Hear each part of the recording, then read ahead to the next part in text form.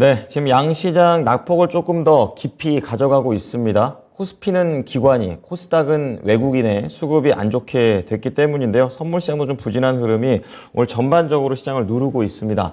자, 오늘도 이종복 전문가와 함께 시장 분석 한번 해보도록 하겠습니다. 전문가님 안녕하세요.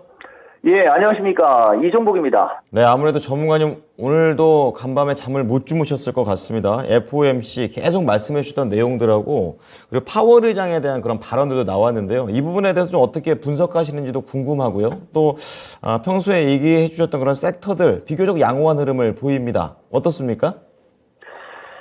그쵸. 15분 시장 얘기도 하고 전망도 하고 분석도 하고 일단 제가 결론부터 말씀드리면 미처 진단 시간에 제가 파웰 얘기를 가지고 한번 디테일하게 여러분들한테 시장 분석은 해드릴게요. 오늘은 시간이 좀 부족할 수 있으니까 또 이 시간만 볼 수 있는 분들 생각해서 간략하게 핵심적인 얘기만 해드릴게요.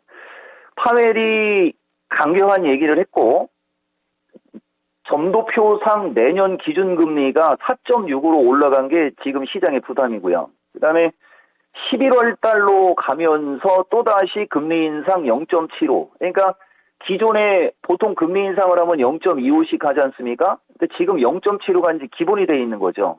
저 점도표상으로다가는 이걸 뭐 지금 자세하게 이야기하기는 좀 그렇지만은 여기 나와 있는 점도표상으로다가는 이번 11월 달도 또 0.75가 거의 확실해요, 여러분. 근데 처음에 미국장이 0.75 인하했을 때 위로 한 300 이상을 쐈습니다. 우리는 이 차트가 중요한 거니까 그 뒤에 3시 45분에 12,100을 찍고 여기 흘러내리는 여기서 미국장이 요런 게 이제 이종복이의 이제 전망인 거죠. 그러니까 결과치는 어느 정도 여러분들 아니까 능력 발휘를 하는 겁니다. 소프트 랜딩이라는 단어 아마 여러분들 이 방송 보시는 분들 기억하실 거예요. 소프트 랜딩이라는 그 얘기, 연착륙 얘기가 나오면서 파웰이 아주 대놓고 소프트 랜딩은 쉽지 않다.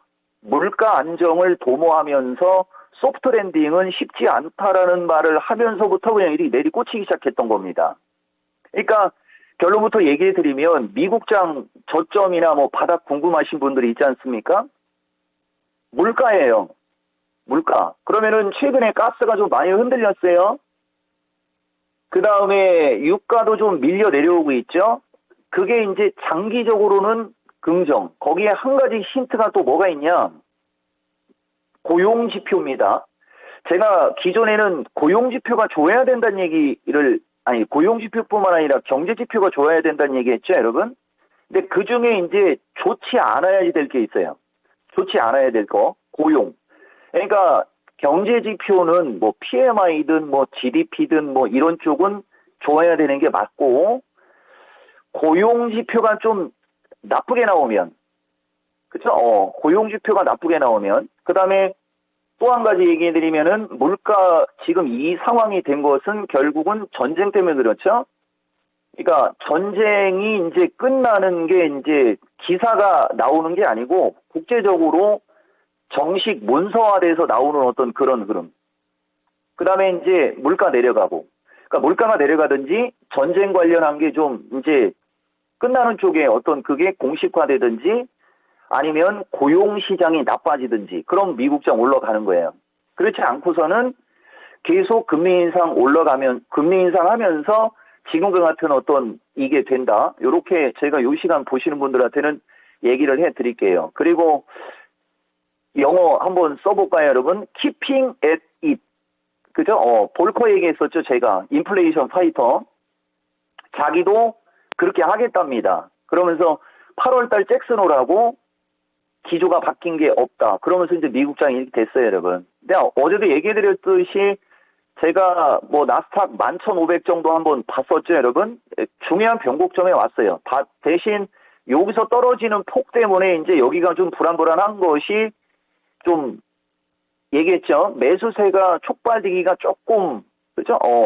부담 가는 어떤 차트고, 이제 전저점 테스트 이제 한번 보는 거죠. 그래서 제가 여러분들한테 오늘 FOMC 금리 인상에서 얘기해드린 얘기 중에 일반적인 결과치 말고 제가 얘기해드린 거 아까 물가, 고용시장, 그 다음에 전쟁 얘기 그런 것들 한번 잘 참고해 보세요, 여러분. 그렇게 되면은 뭐 투자하시는 데는 문제가 안 될 겁니다. 그리고 종합은 뭐 300 초반 테스트 얘기했었고 292까지 좀 열고 옵션 가격 구조상 7.5p 정도의 변동성도 여러분들한테 예측해 드렸지 않습니까? 그거 계속 그냥 유지하면서 시장 대응을 하시면 될 것 같아요. 그리고 그 사람이 얘기했던 문단 하나하나 가지고 한번 제가 분석을 완벽하게 미스터 진단 시간에 한번 해드려 볼게요. 그러면 그 말을 보면 답이 있거든요. 답은 분명히 있는데 이제 그 답을 찾아가는 과정에서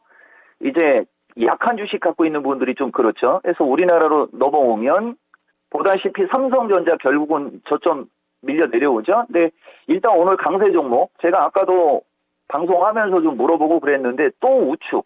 오늘 특징은 이 시간에 가끔 얘기해주는 사료주. 근데 뭐 저는 여러분들한테 안정적으로 이지바이오 정도의 펀더멘탈과 그죠? 그래서 이 안정적인 거 얘기했지만은 한일 사료, 고려 사료 뭐 이런 사료주들이 급등하고 또 효성 OMB, 남해화학 이런 비료주들 또 급등하고 그다음에 식자재 관련주 쪽은 너무 시가총액이 떨어져서 얘기하기 좀 그렇고 그쪽 물가 관련주들이 결국 오늘 움직임이 좋은 게 그런 이유가 있습니다. 그래서 오늘 에너지, 물가, 2차 전지 등 강세 이렇게 제가 얘기해 드렸는데 어제 파웰 얘기에 이 물가 관련주에 답이 있어요. 여러분.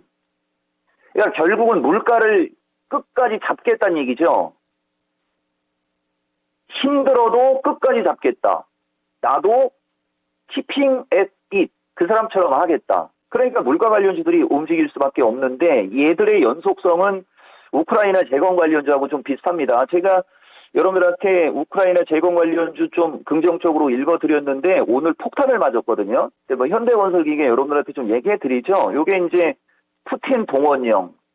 그렇게 생각하시면 돼요. 좀 길게 보시면 괜찮아요. 근데 짧게는 조금 흔들릴 수 있다 정도 여러분들한테 얘기해드리고 다른 쪽은 뭐 똑같습니다. 그래서 제가 여러분들한테 오늘은 이 초반은 짧게 여러분들한테 이 정도로 제가 코멘트를 해드리겠습니다.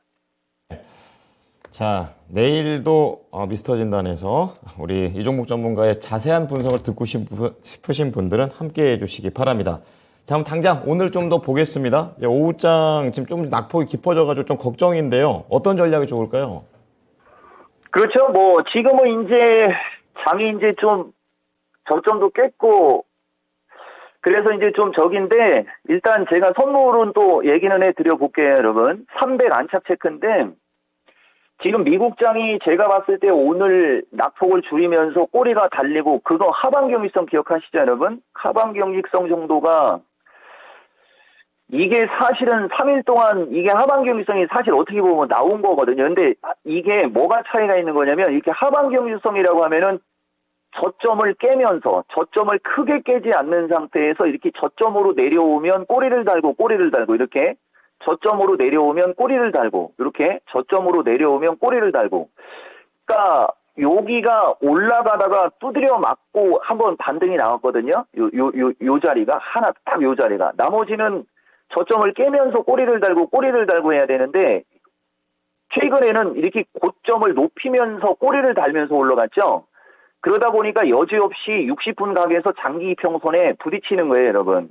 그러니까 요런 게 어떻게 보면 별거 아닌 것 같아도 우리가 시장을 바라볼 때는 차트를 보거나 뭐 이렇게 매매를 하는 사람들한테는 저런 게 핵심적인 거거든요. 근데 제가 추세 패턴의 중요성을 얘기를 많이 해드리는 게 그런 건데 어쨌든 뭐 올라가다가 밀리면서 다시 밀려 내려왔으니까 꼬리를 다는 모습이 이제 나오면 그걸 우리가 하방 경직성이라고 해요. 그러면서 내일인가 모레쯤에 제가 정확히 기억이 안 나는데 지금 시간이 없어서 이게 바로 찾을지 모르겠어요.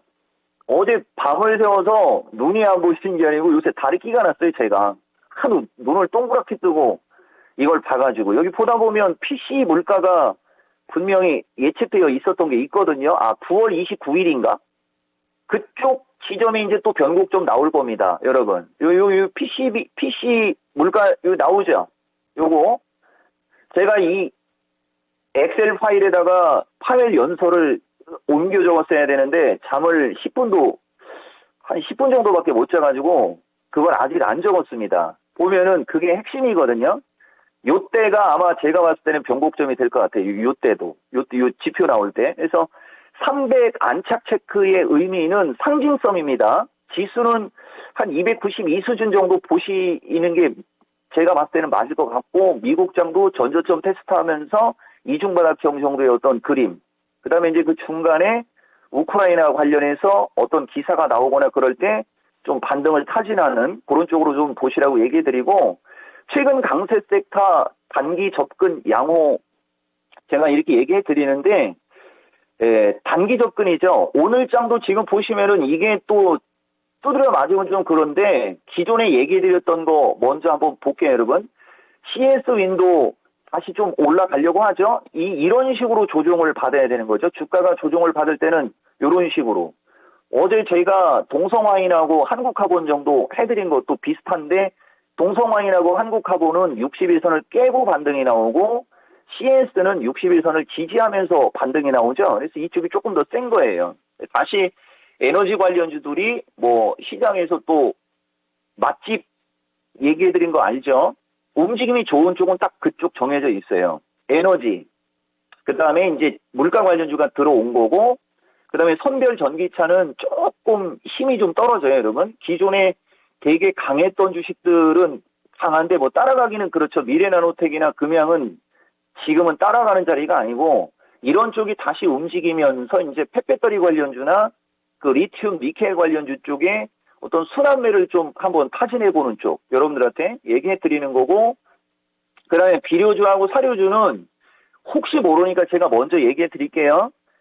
그 내일장 한일 사료가 오늘 후장에 뭐 상한가가 풀리거나 아니면은 내일장 아침에 이쪽이 뭐 음봉으로 두드려 맞는다. 그러면은 약한 비료 사료주, 약한 사료주 쪽은 내일 개파락이 나올 수 있으니까 이왕 하시려면 펀더멘탈도 좀 되는 쪽으로 하세요. 제가 여러분들한테는 뭐 이지바이오 한번 슬쩍 얘기해 드리지만은 그렇게 보시는 게 제가 봤을 때 좋을 것 같고, 그 다음에 이제 텔레칩스 쪽 요새 좀 한번 제가 타진해 드렸어요. 텔레칩스하고 에이테크 솔루션 뭐 이런 거 타진해 드렸는데, 거래가 들어와야 13,000원을 넘어가는 거고, 그렇지 않으면은 13,000원 언저리가 저항이 될 가능성이 높습니다. 그래서 최근 움직임이 좋은 쪽 위주로, 아까 얘기해 드린 대로 다음 주 물가 나오기 전 정도 아니면은 우크라이나 전쟁 뭐 기사 정도 가시면서 단기적으로 그쪽 위주로 하시는 게 좋을 것 같고,